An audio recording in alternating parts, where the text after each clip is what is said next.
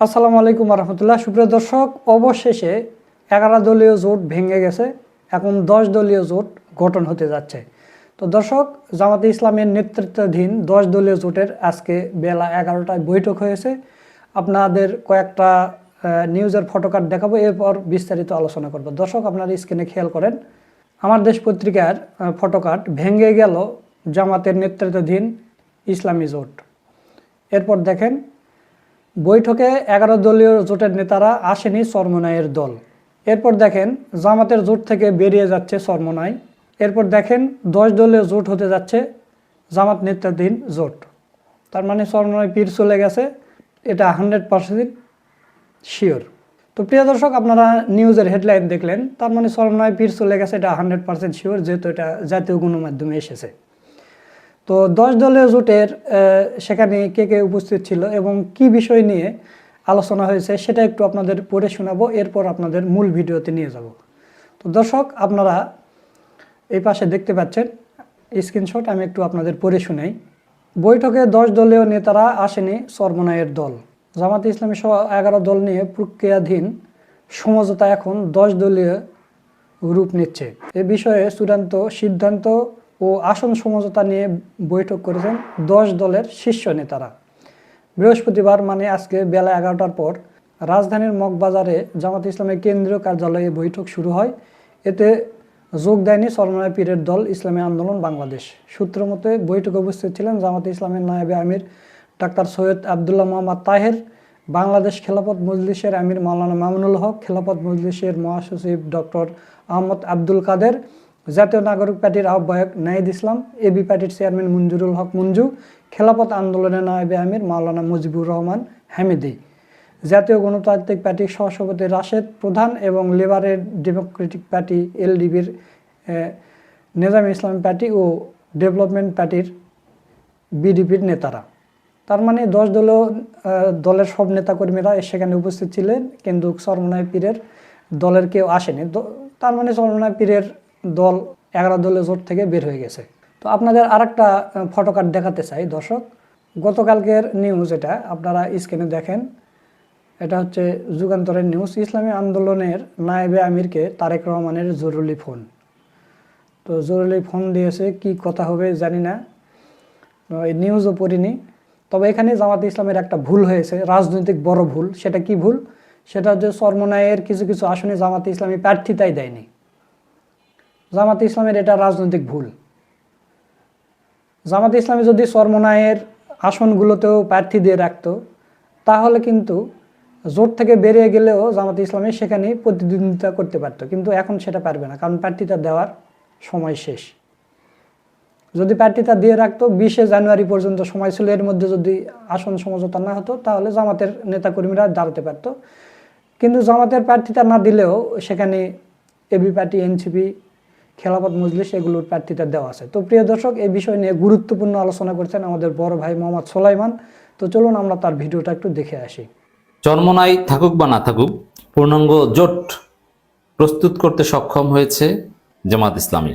চরমোনাইয়ের জন্য আর অপেক্ষা করবে না জামাত, যে কোনো সময় ঘোষণা আসতে পারে। দর্শক, চরমোনাই জামাত জোটের নাটকীয়তা যেন শেষ হচ্ছে না, ক্ষণে ক্ষণে রং বদলায়, মুহূর্তে মুহূর্তে উত্তেজনা নতুন নতুন টার্ন নেয়। চলবে। চরমোনাই তো বলেই দিয়েছে যে 12 ফেব্রুয়ারি পর্যন্ত অনেক কিছু ঘটতে পারে। এর মানে তারা সমঝোতায় থাকতে পারে, আবার সমঝোতা থেকে বের হয়েও যেতে পারে। বিএনপির সাথে কোনো সমঝোতা হলে তখন এই সমঝোতা নাও থাকতে পারে, অনেক কিছুই করতে পারে। তো দর্শক, এই জায়গায় জামাতের অবশ্যই লিমিটেশনস আছে। জামাতের কেন, আওয়ামী লীগের সাংগঠনিক দুর্বলতা নেই। আমরা জামাতের সাংগঠনিক দুর্বলতা নিয়ে, লিডারশিপের কোয়ালিটি নিয়ে প্রশ্ন তুলি, ইটস রাইট। যেমন কেন জামাত 300 আসনে প্রার্থিতা সাবমিট করে রাখেনি, প্রয়োজন অনুযায়ী জাস্ট উইথড্র করলেই তো হলো। ইট ওয়াজ গ্রেট মিস্টেক। বাট এই মিস্টেক কার নাই? আওয়ামী লীগের নাই, বিএনপির নাই। আওয়ামী লীগ বিএনপির সাংগঠনিক কোয়ালিটি তো জামাতের চাইতে হাজারো গুণ খারাপ। অযোগ্য নেতা জামাতে আছে, বিএনপিতে, আওয়ামী লীগে অযোগ্য নেতা তো আরো বেশি। অতএব ভুল ত্রুটি থাকবে সবার। তার সত্ত্বেও জামাতকে এত কাঁচা প্লেয়ার মনে করলে হবে না। শত জুলুম নির্যাতনের পর ওই জামাত টিকে আছে এবং জামাত এখন ক্ষমতার দ্বার প্রান্তে। এই জামাত সিস্টেমে আওয়ামী লীগকে ল্যাং মেরে ফেলে দিয়েছে। ফুটবলের মতো লাথি দিয়ে দিল্লি পাঠিয়ে দিয়েছে।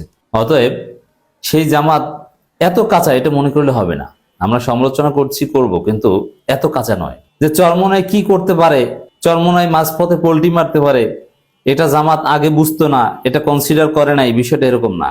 জামাতের নীতি নির্ধারণ এই ফোরামে যারা আছেন, লিয়াজু কমিটিতে যারা আছেন, নির্বাচনী পরিচালনা কমিটিতে যারা আছেন, যারা সিদ্ধান্ত দেন, এটা তাদের কনসিডারেশন ছিল যে চরমোনাই যদি না থাকে পার্টি, দেন কি হবে, এটা জামাত ঠিক করে রেখেছে। এজন্যে এখন আমার প্রেডিকশন যে Charmonai at the end of the day থাকবে। 12 ফেব্রুয়ারির আগে এই করবে সেই করবে, কিছুই করতে পারবে না। জামাতের সাথে থাকতে অনেকটা বাধ্য হবে, ইটস ট্রু।